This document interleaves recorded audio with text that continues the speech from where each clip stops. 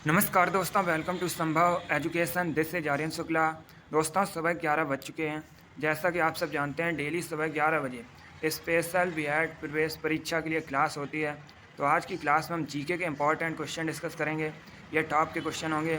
कुछ ऐसे क्वेश्चन हैं जो बीएड प्रवेश परीक्षा में कई बार पूछे गए हैं। आप लोग क्लास को ध्यान से देखिएगा एंड क्लास के अंत में बताइएगा कि आपके कितने क्वेश्चन आज निकले। जो क्वेश्चन ना आए उसे कॉपी में नोट डाउन कीजिएगा।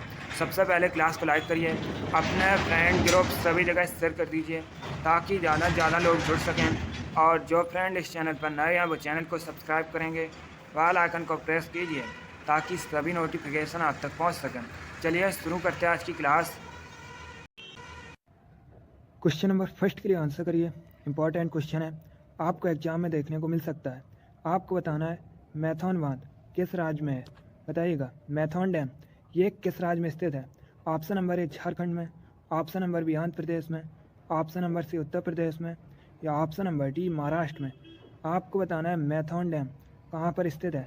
इंपॉर्टेंट क्वेश्चन है, सभी लोग आंसर करिए। वेरी गुड, इसका right answer option number A होगा, झारखंड में। Yes, option number A correct answer है दोस्तों। मैथॉन डैम ये झारखंड में स्थित है, इसलिए option number A correct answer होगा।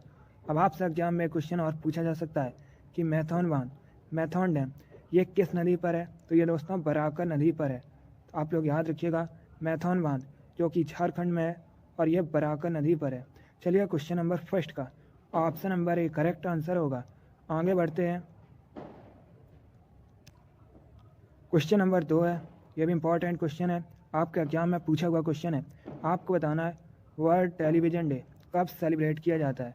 बताइएगा विश्व टेलीविज़न दिवस कब मनाया जाता है। सभी लोग आंसर करिए, आपके एग्जाम में पूछा हुआ क्वेश्चन है। इसका right answer option number A होगा 21 नवंबर को। Yes, option number A correct answer है।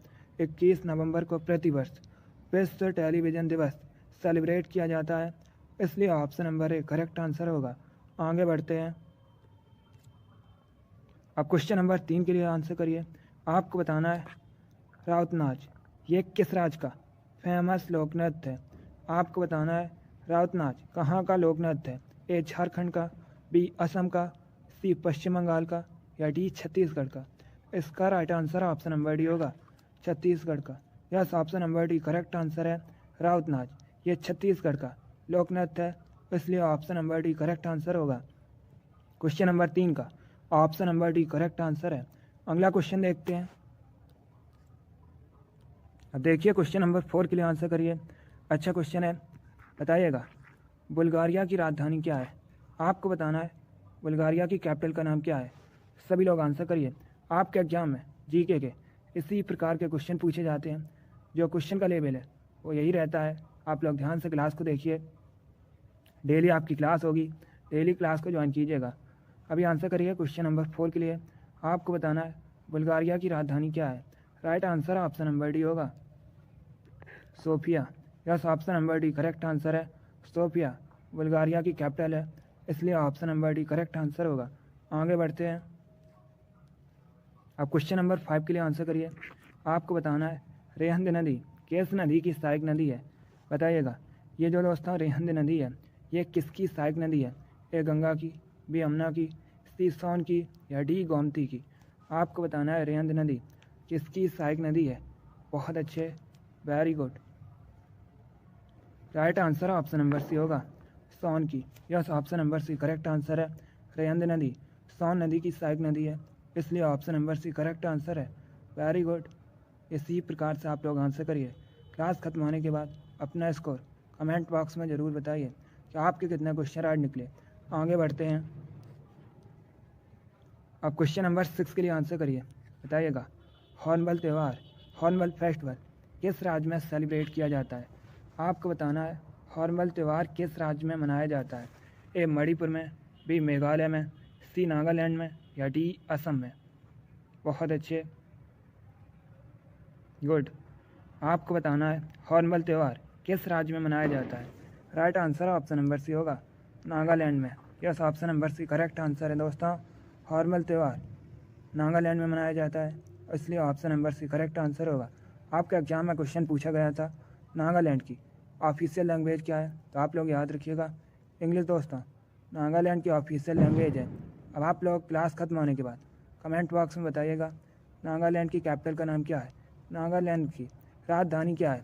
इसका आंसर आप लोग कमेंट बॉक्स में दीजिएगा। चलिए क्वेश्चन नंबर 6 का option number C correct answer होगा हॉर्नबिल त्यौहार, हॉर्नबिल फेस्टिवल। ये नागालैंड में मनाया जाता है, सेलिब्रेट किया जाता है। आगे बढ़ते हैं। क्वेश्चन नंबर 7 के लिए आंसर करिए। आपको बताना है स्पेन की मुद्रा क्या है, बताइएगा स्पेन की मुद्रा क्या है। बहुत अच्छे, very good. Right answer option number C होगा euro. Yes, option number C correct answer है दोस्तों। स्पेन की करेंसी यूरो है, इसलिए option number C correct answer होगा। जिसने भी क्वेश्चन नंबर 7 का ऑप्शन नंबर सी दिया है उनका राइट आंसर है, वेरी गुड। आगे बढ़ते हैं। अब क्वेश्चन नंबर 8 के लिए आंसर करिए। ये भी इंपॉर्टेंट क्वेश्चन है, अच्छा क्वेश्चन है। आपको बताना है उजनी डैम ये किस राज्य में स्थित है, बताइएगा उजनी डैम किस राज्य में स्थित है। इंपॉर्टेंट क्वेश्चन है, पहले ऑप्शन को पढ़िए उसके बाद आंसर करिएगा। इसका right answer option number D होगा, महाराष्ट्र में। Yes, option number D correct answer है दोस्तों।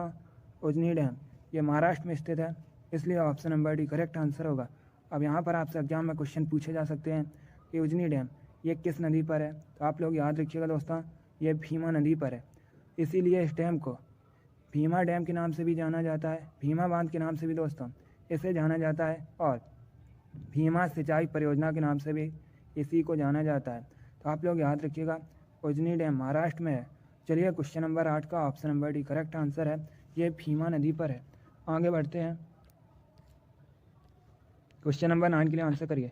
बताइएगा दुर्गापुर कहाँ पर है।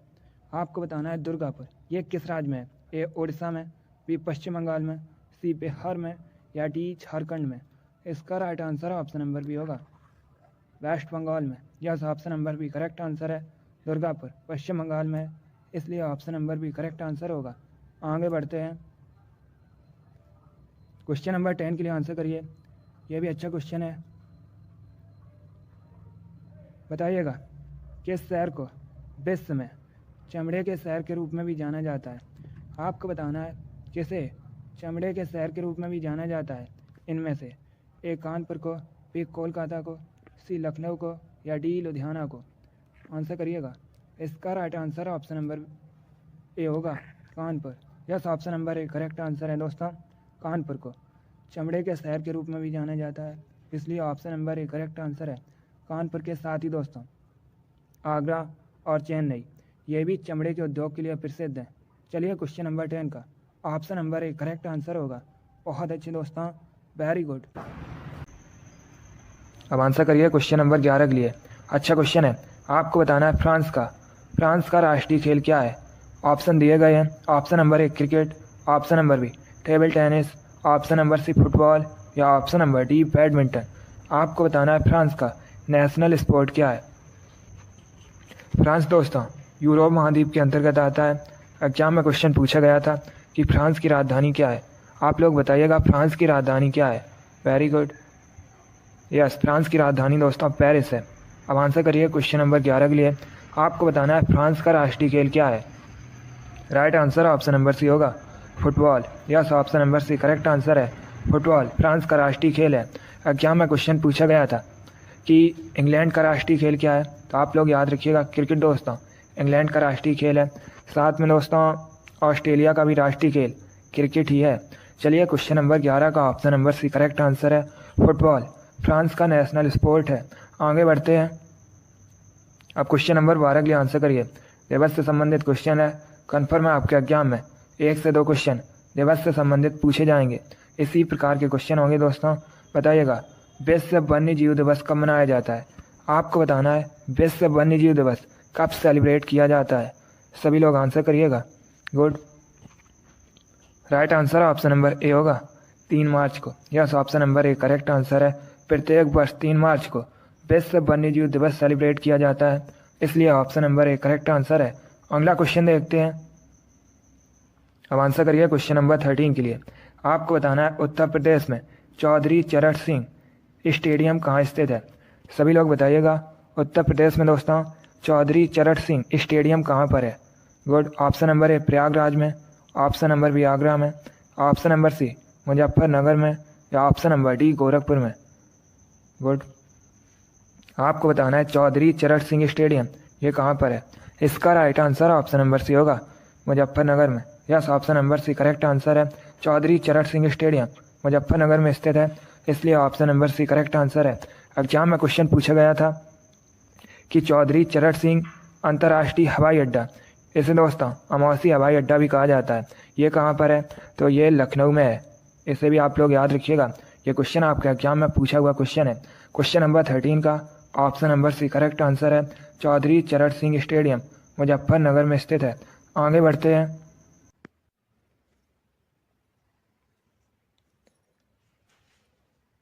क्वेश्चन नंबर 14 के लिए आंसर करिए।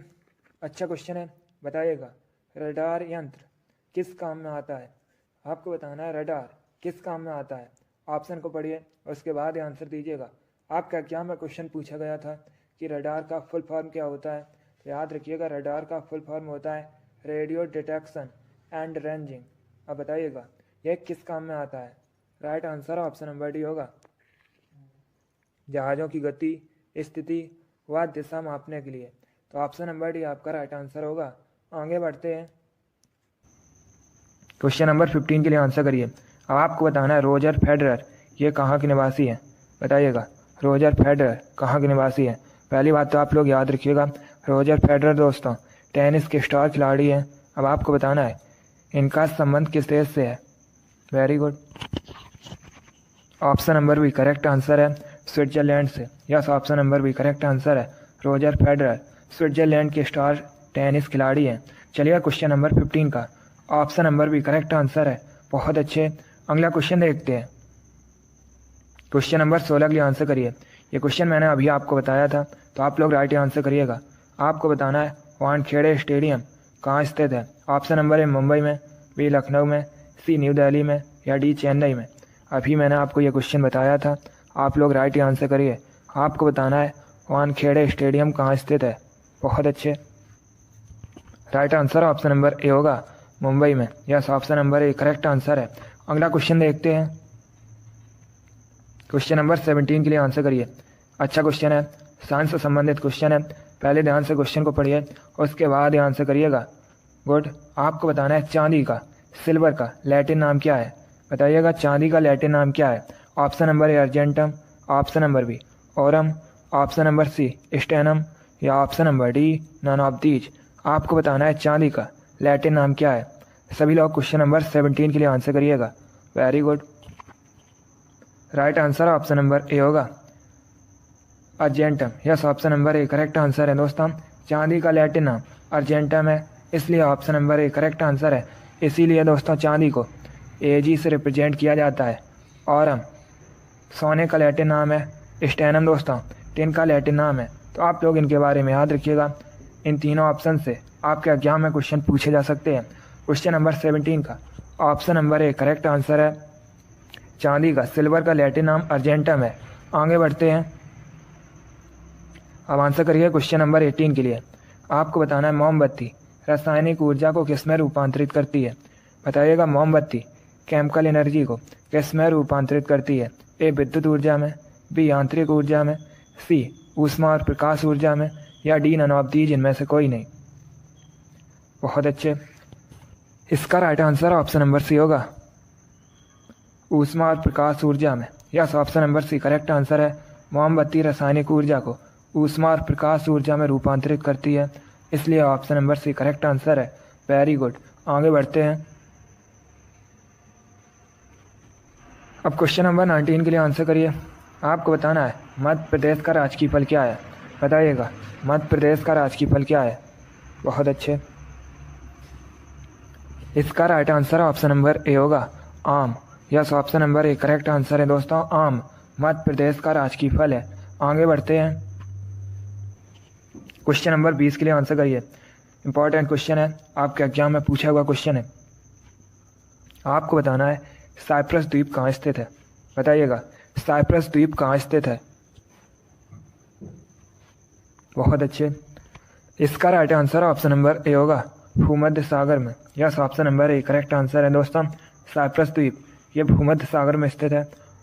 आगे बढ़ते हैं। क्वेश्चन नंबर 21 के लिए आंसर करिए। आपको बताना है कोटा किस नदी किनारे स्थित है। बताइएगा कोटा किस नदी किनारे स्थित है। पहले आप लोग बताइएगा कोटा ये किस राज्य में है। सभी लोग जल्दी से आंसर करिए। आपको बताना है कोटा किस राज्य में है। उसके बाद बताइएगा कोटा किस नदी किनारे बसा है। गुड, यस दोस्तों, कोटा राजस्थान का शहर है। अब बताइएगा यह किस नदी किनारे बसा है। बहुत अच्छे, करेक्ट आंसर है ऑप्शन नंबर डी होगा, Chambal. Yes, option number D correct answer है, कोटा चंबल नदी किनारे स्थित है। अगला क्वेश्चन देखते हैं। क्वेश्चन नंबर 22 के लिए आंसर करिए। आपको बताना है माई कंट्री माई लाइफ पुस्तक किसके द्वारा लिखी गई है। बताइएगा माई कंट्री माई लाइफ पुस्तक के लेखक कौन है। बहुत अच्छे, इसका right answer option number D होगा, Lal Krishna Advani. Yes, option number D correct answer है दोस्तों। माई कंट्री माई लाइफ पुस्तक के लेखक लाल कृष्ण आडवाणी है, इसलिए option number D correct answer होगा। अगला क्वेश्चन देखते हैं। क्वेश्चन नंबर 23 आपके सामने है, इंपॉर्टेंट क्वेश्चन है। आपको बताना है भारत के किस राज्य को मसालों का बगीचा कहते हैं। आपको बताना है भारत में किस राज्य को मसालों का बगीचा कहा जाता है। ए आंध्र प्रदेश को, बी केरल को, सी तमिलनाडु को या डी उत्तराखंड को। गुड, इसका right answer option number B होगा, केरल को। Yes, option number B correct answer है, केरल को भारत में मसालों का बगीचा कहा जाता है, इसलिए option number B correct answer है। एक क्वेश्चन आपके एग्जाम में पूछा गया था, मैंने भी आपको ये क्वेश्चन कई बार बताया है कि केरल की ऑफिशियल लैंग्वेज क्या है। ये क्वेश्चन आपके एग्जाम में पूछा हुआ क्वेश्चन है, तो आप लोग याद रखिएगा मलयालम दोस्तों केरल की ऑफिशियल लैंग्वेज है। क्वेश्चन नंबर 23 का option number B correct answer है, केरल को भारत में मसालों का बगीचा कहा जाता है। अगला क्वेश्चन देखते हैं। क्वेश्चन नंबर 24 आपके सामने है। बताइएगा गीता रेस पुस्तक के लेखक कौन है। आपको बताना है गीता रेस नामक पुस्तक के लेखक कौन है। ए जवाहरलाल नेहरू, बी बाल गंगाधर तिलक, सी महात्मा गांधी या डी सुभाष चंद्र बोस। आपको बताना है गीता रेस नामक पुस्तक किसके द्वारा लिखी गई है। बहुत अच्छे, इसका right answer option number B होगा, Bal Gangadhar Tilak. Yes, option number B correct answer है दोस्तों, गीता रेस पुस्तक के लेखक बाल गंगाधर तिलक है। अगला क्वेश्चन देखते हैं। क्वेश्चन नंबर 25 आपके सामने है। अब आपको बताना है धनराज पिल्ले किस खेल से संबंधित हैं। बताइएगा धनराज पिल्ले किस खेल से संबंधित है। गुड, बहुत अच्छे, आपको बताना है धनराज पिल्ले किस खेल से संबंधित है। Right answer option number C होगा, हॉकी से।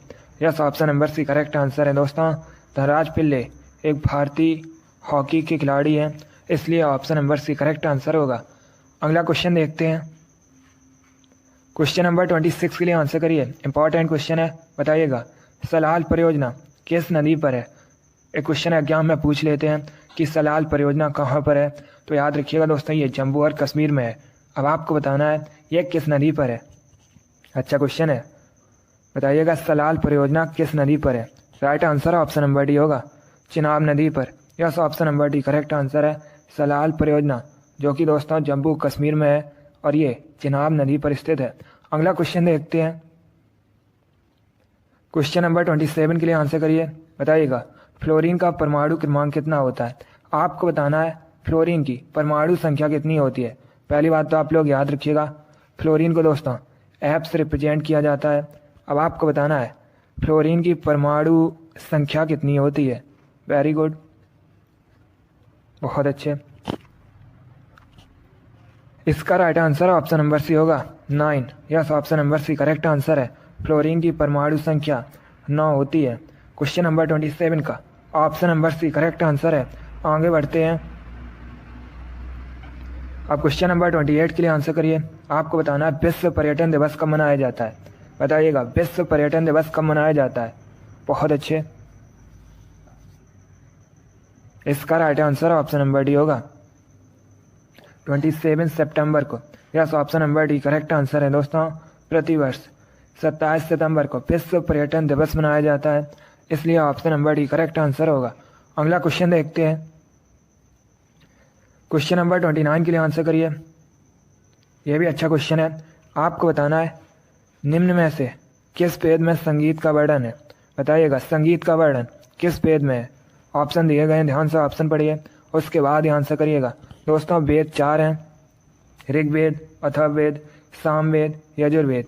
एक क्वेश्चन एग्जाम में पूछ लेते हैं कि वेदों की रचना किस भाषा में की गई है, तो आप लोग याद रखिएगा वेदों की रचना दोस्तों संस्कृत भाषा में की गई है। अब बताइएगा किस वेद में संगीत का वर्णन है।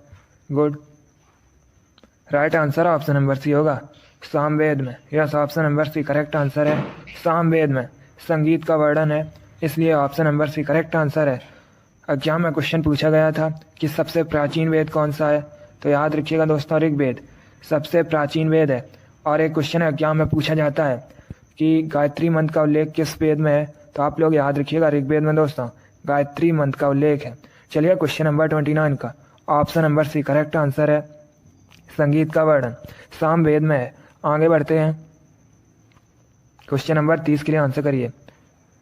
आपको बताना है किसे एशियाई नोबेल पुरस्कार के नाम से भी जाना जाता है, बताइएगा किसे दोस्तों, या किस पुरस्कार को एशियाई नोबेल पुरस्कार के नाम से भी जाना जाता है।